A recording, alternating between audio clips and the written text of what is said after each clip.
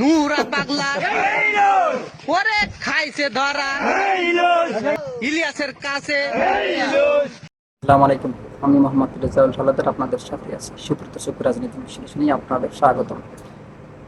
মাননীয় প্রতিমন্ত্রী নুরুল হক নূরের ইজ্জত দুলিশাত করলোকে ইলিয়াস হোসেন, আমাদের বিখ্যাত সাংবাদিক এবং আমাদের আইকন বলতে পারেন এবং খুবই স্বনামধন্য একজন সাংবাদিক ইলিয়াস হোসেন ভাই। তিনি নূরের যে কার্যকলাপ এবং নূরের যে কর্ম সেগুলো ফাঁস করে দিয়েছেন একটা বিশাল ডকুমেন্টারিতে। তবে অত বড় ডকুমেন্টারিটা আমরা দেখাতে পারবো না, তবে কিছু অংশ অবশ্যই আপনাদের দেখাই, পরে আমরা বিস্তারিত আলোচনা করবো। দেখতে থাকুন। বঙ্গবন্ধুর ভাস্কর্য যারা ভাঙচুর করেছে তাদের বিচারের দাবি করছি। আমি ছাত্রলীগের কর্মী ছিলাম না, শুধু ছোটখাটো একটা নেতাও ছিলাম হলের পোস্টেড। আওয়ামী লীগ বিএনপির হাতে যদি আবার ক্ষমতায় থাকে কিচ্ছু পরিবর্তন হবে না।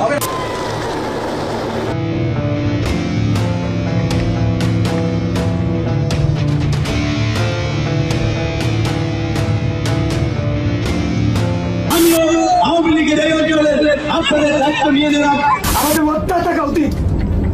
এই গোর্খালিরা টোটাল গলাচিপা বিএনপি ধ্বংসের পথে।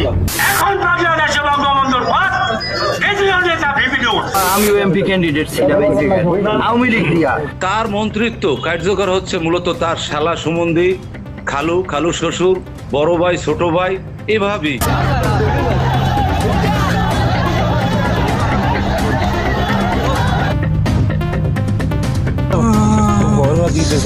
আজকে মন্ত্রী সাহেবের বাইরে অর্ডার এবং তার নেতৃত্বে আমাদেরকে হামলা করে তারা মারধর করে, তারা ঘরসুর ভাঙাচুর করে, বিপুলের নাম ভাঙাইয়া আমাদের অনেক পাওয়ার দেখায়, দাপট দেখায়, করবার খাটায়। বাংলাদেশের এই ছাত্র অধিকার পরিষদ এই সংগঠনের প্রথম চুরির দায়ে অভিযুক্ত হয় নুরুল হক নূর। বিভিন্ন জায়গায় মানুষ তাকে এই প্রতিপন্ন করে চট্টগ্রামের মেয়ে এবং উঠেছে বিভিন্ন মহলে। এবং আরো একটা কথা শুনেছি যে আপনার ইসরায়েলের মোসাদের সাথে তাদের মানে একটা হয়েছে, ডিল হয়েছে, সেখান থেকে নাকি 400 কোটি টাকার একটা কেলেঙ্কারি শুনেছি। সত্যি মিথ্যা তা জানি না।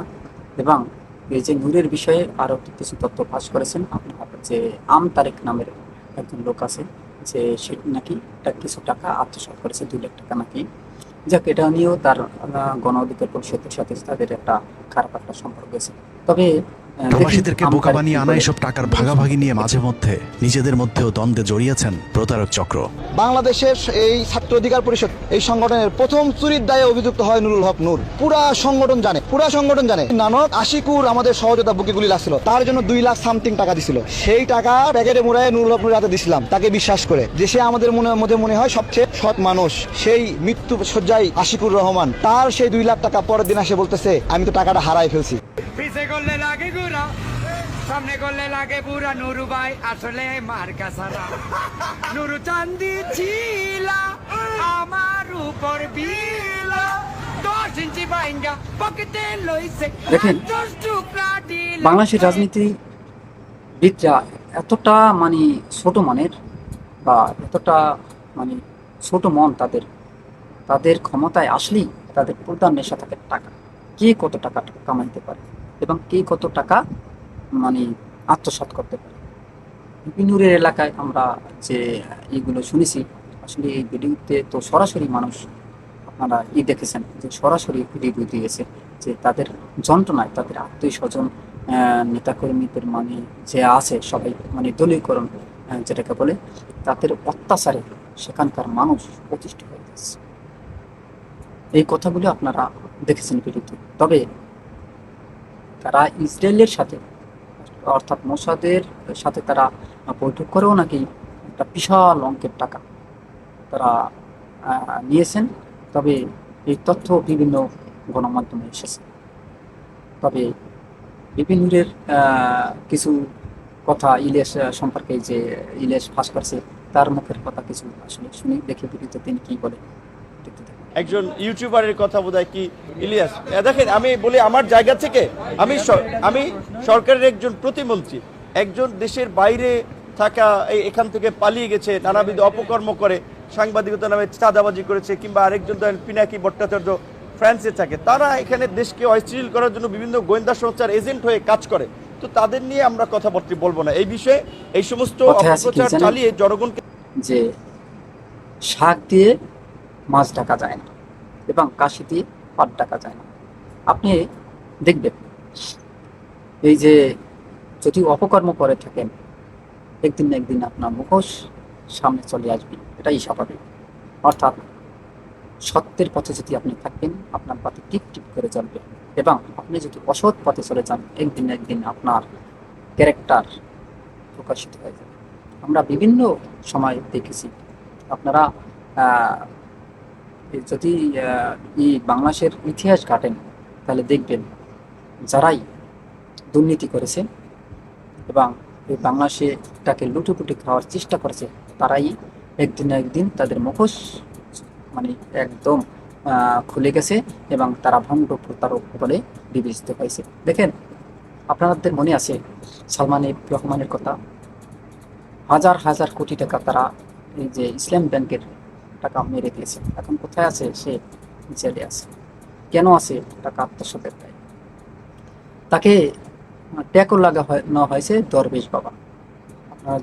আপনাদের মনে আছে শেয়ার বাজার যে ধস নামিয়েছে, হাজার হাজার কোটি টাকা তিনি মেরে দিয়েছে।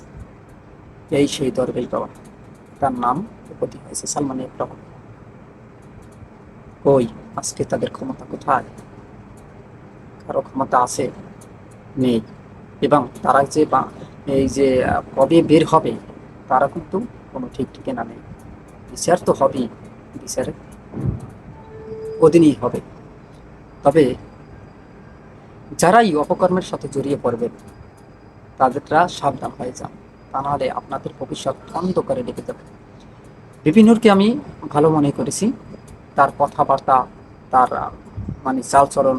সে ছিল একজন দরিদ্র পরিবারের একজন সন্তান, একদম গ্রাম অঞ্চল থেকে উঠে আসা একটা ছেলে। দেখেন, তার এই যে শুনলাম ইলিয়াস হোসেন বলছে তার ইতিহাসে অ্যাকাউন্টে নাকি 23,000 কোটি টাকা আছে। তাহলে এই টাকাটা কোথা থেকে আসলো? এত টাকা তিনি কিভাবে ইনকাম করেন? তিনি এখন প্রবাসী কল্যাণ মন্ত্রণালয়ের প্রতিমন্ত্রী হিসাবে দায়িত্ব আছে।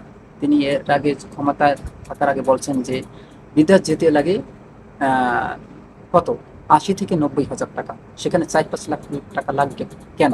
এই টাকা কোথায় কোথায় যায়? এ কথা কিন্তু তার মুক্তিই বলেছেন। আর এখন তিনি প্রতিমন্ত্রী, কই এখন তো কোনো প্রবাসীর জন্য কোনো ভালো একটা কাজ আমি তাদের হাত দ্বারা দেখছি না, বরং একটা বিশাল কেলেঙ্কারি হইতেছে। ওদিকে কিন্তু ইলিয়াস হোসেন ভাই কিন্তু লেগে গেছেন। তিনি কি বলছেন জানেন? নূর, তুই সাবধান থাকবি, তোর পিছনে 24 ঘন্টা লেগে আছে, তিনি কিন্তু বলে দিয়েছেন। তবে এই যে ইলিয়াস হোসেনের ভাইকে যেভাবে খেপাচ্ছে নূর, আমার মনে হয় না যে ওর কেরিয়ার ধ্বংস ছাড়া ইলিয়াস হোসেন বা ইলিয়াস ভাই যেটাই আমাদের আইকন, সে মনে হয় পিছন চলবে, আমার মনে হয় না। ও আবার বিপিনুর ইয়াকে পিনাকি দাদাকেও খোঁচা দিয়েছে, সেও তো এখন পর্যন্ত কিছু বলেই নাই নূরের বিরুদ্ধে, সেও কিন্তু বলবে।